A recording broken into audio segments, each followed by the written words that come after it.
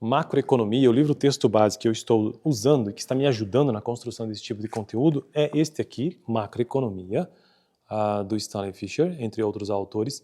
E aí hoje eu quero tratar sobre o quê? Sobre a contabilidade nacional propriamente dita, quase inclusive finalizando, né, o capítulo aí sobre contabilidade nacional, porque macroeconomia é uma importante área da economia, assim como microeconomia. Só que macroeconomia se preocupa com a questão, como diz a palavra, né, macro, é uma questão da economia como um todo. Então, quer entender, procura investigar, né, os agregados macroeconômicos, demanda agregada, oferta agregada, produto nacional bruto, renda nacional, entre outros elementos que compõem a economia de um país como um todo, sabe? Então, procura entender também a inflação, desenvolvimento econômico também um pouco, políticas públicas, então, nível de emprego e coisas desse tipo. E aí existe uma maneira de se calcular isso tudo, e na macroeconomia se chama contabilidade nacional, que segue exatamente não, mas segue boa parte da contabilidade normal, né, a contabilidade empresarial, inclusive, que é sobre isso que eu quero tratar hoje. Então, a contabilidade nacional,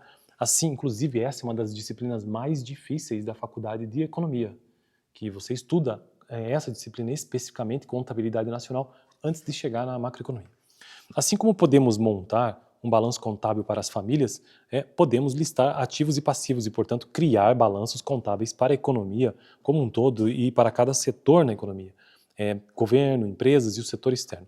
O balanço para o setor externo americano descreve os ativos estrangeiros em poder de residentes americanos e os passivos dos residentes americanos em relação aos estrangeiros.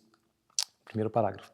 Na construção dos balanços, assim como no cálculo do Produto Nacional Bruto, PNB, temos que evitar a dupla contagem. No cálculo do PNB, evitamos a dupla contagem focalizando nossa preocupação sobre o valor adicionado. Na construção do balanço para um setor particular na economia, evitamos a dupla contagem via cancelamento de ativos e correspondentes passivos que sejam confinados somente naquele setor. Por exemplo, ao fazer o balanço contábil de sua família, ou seja, conjunto de bens, direitos e obrigações, lá da contabilidade, ativo, conjunto de bens e direitos, passivo, obrigações, no curto prazo, longo prazo, passivo circulante, ativo circulante, né, passivo não circulante, ativo não circulante. E o patrimônio líquido também, que é a diferença, né, entre ativo e passivo. Por exemplo, ao fazer o balanço contábil de sua família, o débito que você tem para com sua mãe é um passivo seu e um ativo para ela, com certeza, né? Porém, tal ativo e tal passivo se cancelam quando listamos os ativos e passivos para a família como um todo. Olha só que interessante essa ideia então aqui, né? Da mesma forma, ao fazermos um balanço contábil para os Estados Unidos, e esse livro está no contexto norte-americano, por isso os exemplos, cancelaríamos os débitos que você tem com os bancos e o correspondente ativo, por exemplo, sua hipoteca detida pelos bancos. É uma tarefa enorme estimar o produto nacional bruto de um país e é mais difícil ainda estimar a riqueza nacional ou o patrimônio líquido nacional. Porém, as estimativas estão disponíveis para os Estados Unidos e a tabela 2.7 mostra os dados para os anos selecionados. Deixa eu ver que tabela que é essa. 2.7, cadê?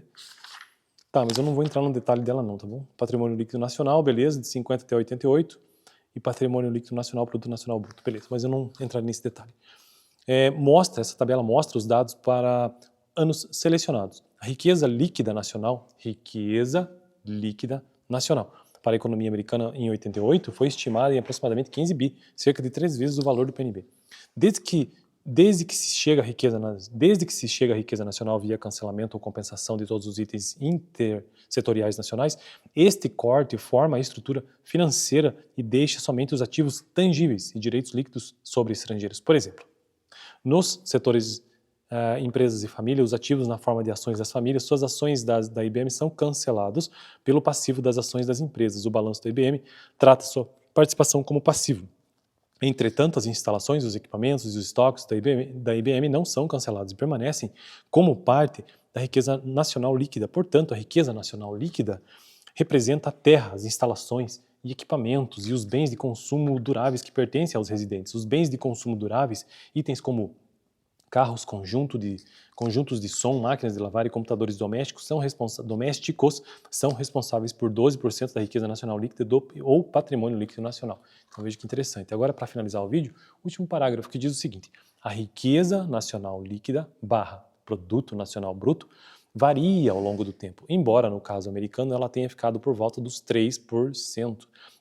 A principal razão para que esta proporção flutue é que o valor dos ativos pode variar. Por exemplo, um aumento no preço da terra aumenta o valor da terra em relação ao fluxo de renda produzido na economia. Além disso, a proporção da riqueza nacional líquida em relação ao PNB disciplina quando vendemos nossos ativos a estrangeiros. Por exemplo, o declínio na proporção americana de riqueza líquida em relação ao PNB nos anos 80 reflete, em parte, este efeito desde que o déficit em conta corrente foi financiado através da venda de ativos a estrangeiros. Bom, finalizo então aqui essa ideia, né, de que a contabilidade nacional ela precisa, na verdade, trabalhar, quando se pensa a economia como um todo, em itens que você possa cancelar, porque eles não podem ser duplicados. É basicamente essa a ideia que ele tenta trazer aqui.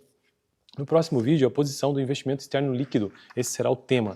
E no vídeo passado eu tratei sobre a contabilidade de uma família, que é anterior a esse tema aqui, tentando trazer essa ideia de que conjunto de bens, direitos e obrigações, que é a contabilidade de uma família, também acontece na economia como um todo. Valeu!